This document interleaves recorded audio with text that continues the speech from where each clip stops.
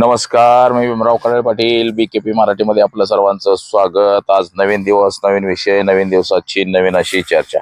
आज चर्चा घेऊन आलोय म्हणजे बघा, आज 5 राज्यांच्या निवडणुकीचा निकाल होणार आहे आणि तो 2 वाजेपर्यंत चित्र सगळं स्पष्ट होईल।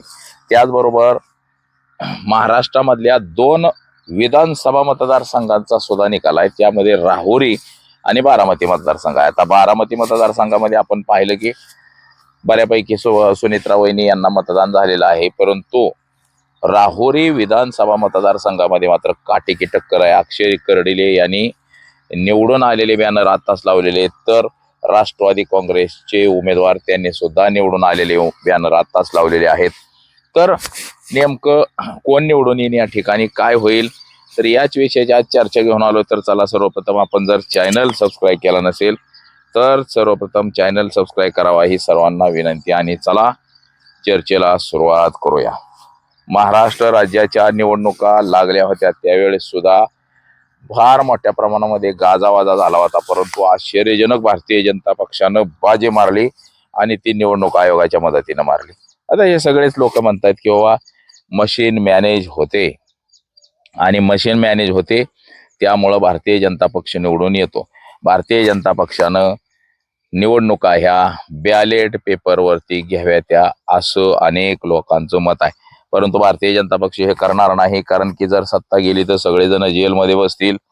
परंतु आज बघा, 5 राज्याच्या मतमोजणीला सुरुवात झालेली आहे। सकाळी 8 वाजल्यापासून मतमोजणी सुरू झालेली आहे।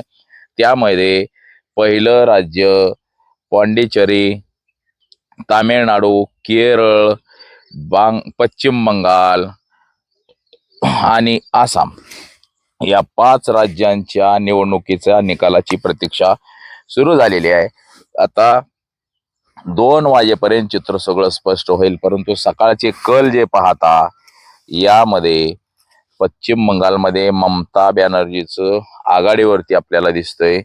तर दुसरी गोष्ट असं आहे, आता तामिळनाडूमध्ये MK स्टॅलिन किंवा विजय थालापती DMK जो भारतीय जनता पक्षाच्या सोबत आहे, DMKचं एवढं पारडं त्या ठिकाणी जड नाही, परंतु काटेकी टक्कर आहे। निवडणूक आयोगानं सर्वतोपरी भारतीय जनता पक्षाला मदत केलेली आहे। जी स्वायत्त संस्था असते निवडणूक आयोग, आपण नेहमी पाहत असतो की निवडणूक आयोगानं कुठल्याही पक्षाची बाजू घ्यायची नसते, परंतु इथं सरळ सरळ निवडणूक आयोग हा भारतीय जनता पक्षाची बाजू घेताना आपल्याला अनेक वेळा दिसलेला आहे।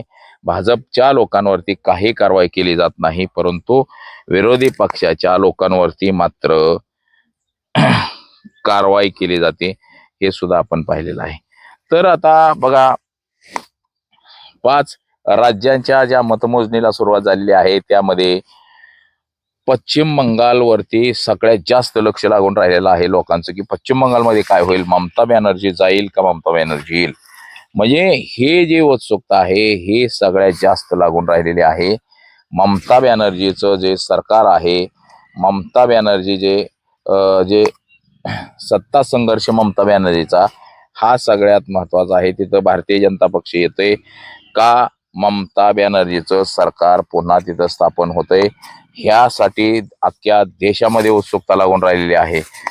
तामिळनाडूमध्ये तिथं जो सत्ताधारी पक्ष आहे तोच पुन्हा सत्तेत येईल असं एकंदरीत आपल्याला दिसतंय तिथलं। आसाममध्ये भारतीय जनता पक्ष विरुद्ध काँग्रेस अशी जोरदार फाईट या ठिकाणी आहे। म्हणजे भाजप सत्तेत येतोय का काँग्रेस सत्तेत येतोय। आपण पाहिलं की काँग्रेसचे जे मुख्य प्रवक्ते आहेत मीडियाचे, पवन खेडा यांना कशा पद्धतीनं भाजपनं जेलमध्ये घातलं। म्हणजे विश्व शर्मा जे आहेत भाजपचे, जे तिथले मुख्यमंत्री आहेत पहिले, त्यांनी कशा पद्धतीनं त्यांच्यावर केस केली, पोलीस पाठवली आणि त्यांना पकडून जेलमध्ये घातलं, हे आपण पाहिलेलं आहे। त्याचबरोबर आता पाँडिचेरी हे छोटं राज्य आहे, पाँडिचेरीमध्ये 36 विधानसभा मतदारसंघ आहेत, आणि त्या 36 विधानसभा मतदारसंघामध्ये कोण बाजी मारतंय हे सुद्धा महत्वाचं आहे। त्याचबरोबर केरळ या ठिकाणी सुद्धा भारतीय जनता पक्षाची जादू तिथं चालणार नाही। तिथं स्थानिक पक्ष आणि काँग्रेस यांच्यामध्ये सरळ सरळ लढाई आहे केरळमध्ये। तर पश्चिम बंगालमध्ये मात्र भारतीय जनता पक्ष विरुद्ध ममता बॅनर्जीचा टीएमसी पक्ष हा जोरदार तिथं काटेकी टक्कर आहे. आणि ही काटेकी टक्कर नेमकं कोणाला साथ बंगालकरांनी दिले, पश्चिम बंगालकरांनी कोणाला कोणाच्या पारड्यात आपलं मत टाकलंय हे सुद्धा बघणं महत्वाचं आहे. तसंच आता महाराष्ट्राकडे जरी वळलो आपण तर महाराष्ट्रातल्या 2 विधानसभा मतदारसंघाच्या सुद्धा निवडणुका आहेत आणि त्या सुद्धा जोरदार निवडणुका आहेत. महाराष्ट्राच्या विधानसभेच्या 2 निवडणुका म्हणजे एक बारामती आणि दुसरं राहुरी विधानसभा मतदारसंघ. जो राहुरी विधानसभा मतदारसंघ आहे तो शिवाजीराव कर्डिले यांच्या निधनामुळं ती रिक्त झालेली जागा आहे. त्या ठिकाणी त्यांच्या चिरंजीव अक्षय कर्डिले यांना उमेदवारी दिली. तर बारामती विधानसभा मतदारसंघ हा अजितदादाच्या निधनामुळे रिक्त झालेला आहे. आणि या ठिकाणी सुद्धा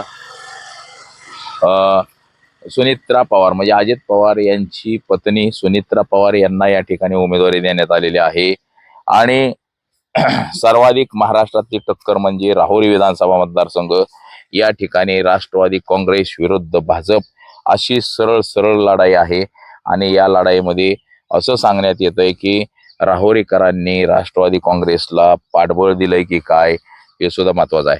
परंतु दोन्ही पक्षाकडून दावा केला जातो आपणच निवडून येईल. त्याचबरोबर दोन्ही पक्षांनी विजयाचे बॅनर आपापले लावलेले आहेत. अक्षय कर्डिले यांनी सुद्धा आमदार झाल्याचा बॅनर लावला आहे, तर राष्ट्रवादी काँग्रेसच्या उमेदवारांना सुद्धा विजयी बॅनर लावलेला आहे. त्यामुळं नेमकं चित्र आता स्पष्ट होईलच. तर नेमकं कोण निवडून येतं हे सुद्धा महत्वाचं आहे. तर आज एवढंच. माझा सहकारी कॅमेरामन अनिकेत समी भीमराव खडळे पाटील, BKP मराठी, इंदापूर, पुणे.